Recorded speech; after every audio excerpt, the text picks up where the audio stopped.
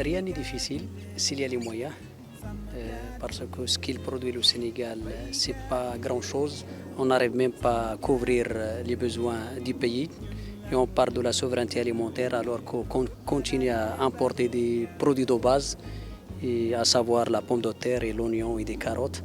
Ça, c'est, je crois, on ne doit pas parler de ça au futur, vu que le pays, il y a tout ce qu'il faut pour produire et pour exporter exactement, parce que aujourd'hui le pays il dispose des terrains, de la main-d'œuvre, du soleil et un marché.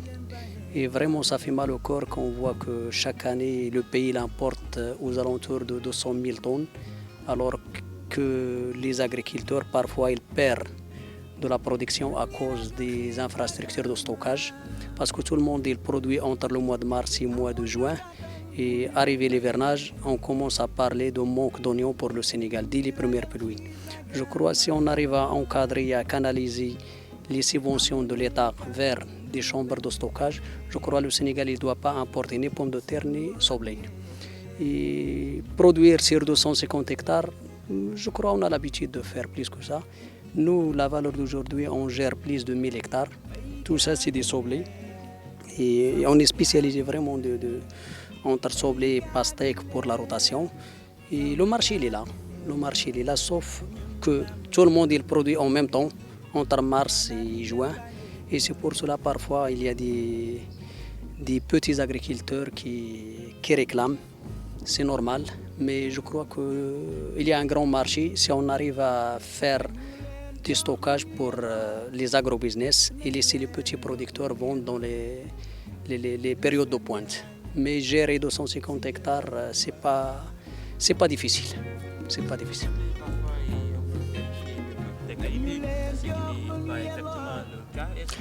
Non.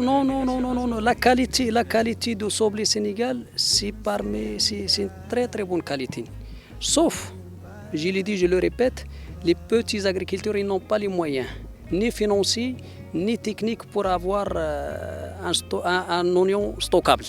Alors lorsqu'on parle des moyens financiers ou des trésoreries, les petits producteurs, dès qu'il y a un marché, ils commencent à couper oignon vert. Et ça, ce n'est pas un oignon qui a été séché ou un oignon qui a été destiné au stockage. C'est un oignon, on peut le dire, c'est des ballons d'eau, rien d'autre, plein d'eau et de lame azote. Alors qu'un oignon sec, il doit avoir un peu une conduite technique un peu spécifique, donner moins d'eau, moins d'azote et donner plus de potasse et de calcium, c'est pour le stockage. Mais l'oignon au Sénégal, dans les fermes bien encadrées, c'est un oignon de très, très bonne qualité. Nous, la valeur d'aujourd'hui, on est en train d'exporter vers l'Italie et vers l'Espagne. Alors c'est un oignon qui est quand même exportable et apprécié par les clients européens. Avec plaisir, les champs sont à votre disposition. Il y a l'ARM qui a visité, il y a le staff du ministre de l'Agriculture qui a visité. Nous, à la disposition des opérateurs d'ailleurs qui importent et à la portée des administrations pour voir ce qu'on fait. Mais on est en collaboration avec MENAM, même sur le champ de Ngoudiane. Et là-bas, c'est le plus grand champ, on produit plus sur une surface nette de 240 hectares. Et à partir de cette ferme, on est en train d'exporter et on est en train d'alimenter le marché de Dakar. Alors, même, il ne faut pas oublier aussi qu'il y a de la sous-région qui ont besoin. Alors aujourd'hui, on est en train d'exporter même vers la Gambie et la Guinée. Et je crois que le Sénégal il doit en profiter de sa position géopolitique et géographique importante, surtout avec le port d'Ondayan qui, au futur, c'est une grande infrastructure. Il faut la valoriser. Et encore, il y a un marché de mines d'Amniado qui, jusqu'à maintenant, il n'est pas opérationnel. Je crois que c'est une question d'organisation entre le ministre du Commerce, je ne sais pas quoi, je ne vais pas rentrer dans le détail, mais c'est une infrastructure qui doit être valorisée.